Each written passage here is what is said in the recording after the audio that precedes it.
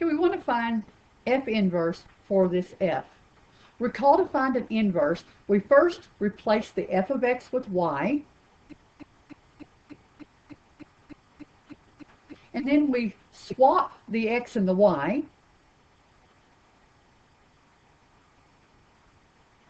and then solve for y. So to solve for y, since it's under a square root, we need to square both sides.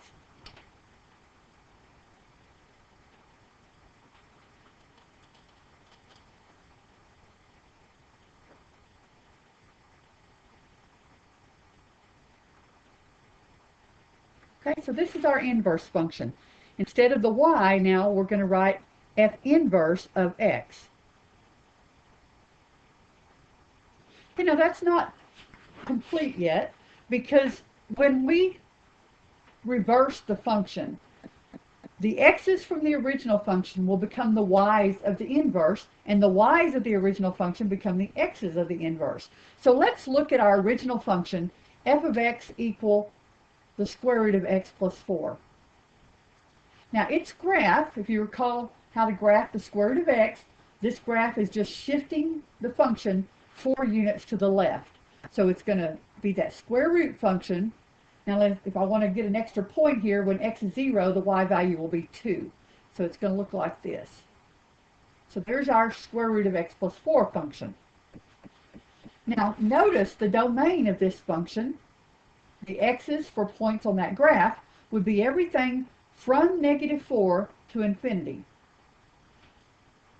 The range, which are all the y values for points on this graph, are only the y values from the x-axis up above the x-axis. So that would be the y values from y equals 0 to infinity, because this is going to continue to grow.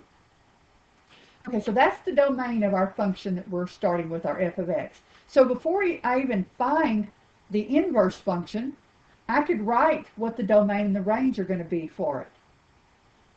I know that the domain is going to be from 0 to infinity. It's the same thing as the range of the original function. And the range of the inverse will be the same as the domain of the original function. Okay, so now that helps me to actually get this function correct. Because if I were to graph this, y equal x squared minus 4, it would be this entire parabola. But that parabola cannot have an inverse because it's not 1-to-1. So to make it 1-to-1, we would have to restrict that to just a part of the graph. But it's already done for us by the way the domain and the range were set from the original function. Because we know that this f inverse, x squared minus 4, has to have a domain of 0 to infinity, which would just be the part of the graph from here on. So that means this part to the left of the y-axis won't be a part of the graph of that inverse function. The range is everything from -4 to infinity, which is exactly what this portion of that parabola would be.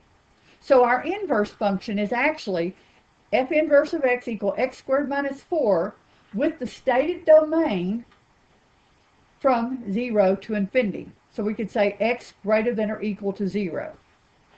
Okay, now if I were to graph those, I've already got the graph of the function f of x equals square root of x plus 4. F inverse is just from -4. And if I want to take some points, see this point was -4, 0.